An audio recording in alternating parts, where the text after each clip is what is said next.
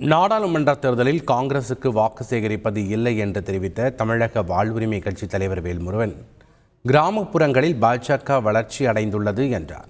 தமிழ்நாட்டிற்கான ஒரு அரசியல் கட்சியாக நான் பயணிக்கிறேன். கடந்த காலங்களில் கூட காங்கிரஸ் பேரியக்கத்தை ஆதரித்து தேர்தலில் எங்கும் நான் ஓட்டு கேட்கவில்லை, பிரச்சாரத்தில் ஈடுபடவில்லை.